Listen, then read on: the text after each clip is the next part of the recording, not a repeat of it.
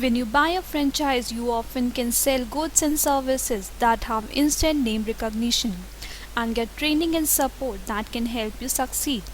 But purchasing a franchise is like every other investment, that is, there is no guarantee of success. Before going in detail, let's understand what is franchising. A franchise enables you to invest to operate a business. You pay a franchise fee and you get a format developed by the company, the right to use the franchisor name for a limited time and assistance. A system of distribution in which semi-independent business owners pays fee and royalty to the parent company in return for the right to become identified with its trademark. Now, what are the different types of franchising? Trade name, product distribution, and business format. The benefits and responsibilities of franchisee ownership. Initial franchisee fee and other expenses. Your initial franchise fee, which will range from several $1,000s to several $100,000, which may be non-refundable. You also may have to pay for opening license and insurance, and a grand opening fee to the franchisor to promote your new outlet.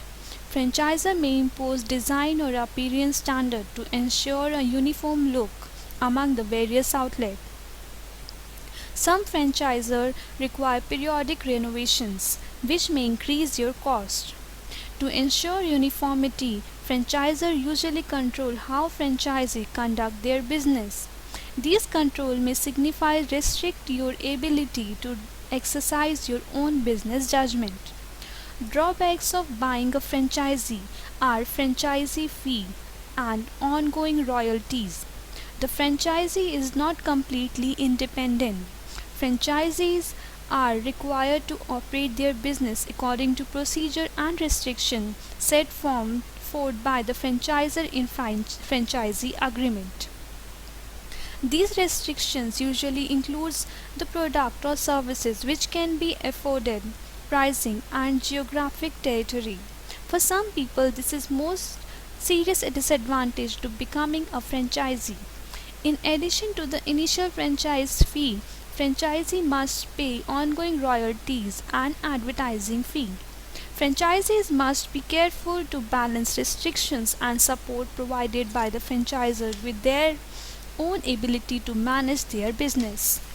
A damaged system-wide images can result if other franchisees are performing poorly or the franchisor runs into the unforeseen problem.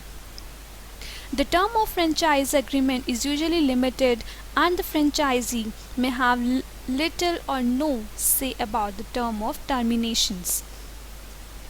This is the one most pervasive myths about franchisee ownership is that there is no freedom in the franchisee.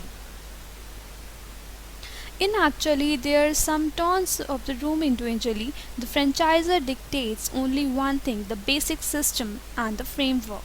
If you that's already proven successful. Beyond that, you are in charge.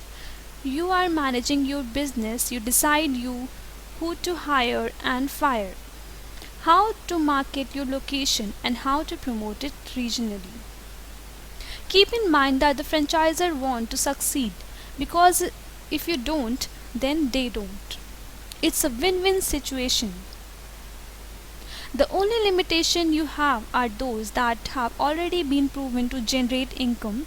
This might include uniform formulas, protocols, and so on.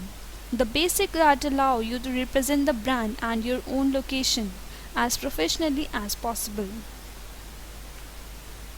In fact, most franchisee parents company encourages suggestion because it's where they get many of the best ideas. Franchisee are great to the entrepreneurs. Franchisee have lower risk than independent business startup. Franchising is easy because everything is all set up for you. Absolutely nothing to negotiate in a typical franchisee agreement. Franchise business loans are a lot easier to get than the non-franchisee loans. Now let's study about different franchising law. The franchise rule defines practices that are unfair in the franchise industries. The franchise rule is published by the Federal Trade Commission. The franchise rule seeks to facilitate informed decision and to prevent deception in the sale of franchisee by requiring franchisor to provide prospective franchisee with essential information prior to the sale. It does not regulate the substance of the term and that control the relationship between franchisors and franchisees. If you don't know where you are, it's going to be hard to figure out what you can do. In other words, it would be total waste of time to search for the best franchises around you if you don't have what you can afford. You need to avoid situations in which you find yourself getting super excited when you think that you have found the one. Only find out that it's way out of reach financially. Write down all your top skill, what you are best at, and are you a strong salesperson? Are you a skilled negotiator? Are you a fantastic manager? Don't hold back. You are not being a braggart. You are just putting pen to paper so that you can see what you are bringing to the table. That is franchisee table. Write down your personal trait. Are you shy or are you outgoing? Are you socially conscious? Are you a leader or are you a competitor? Now, what are the trends shaping a franchisor? Franchising is a kind of business model in which many different owners share a single brand name.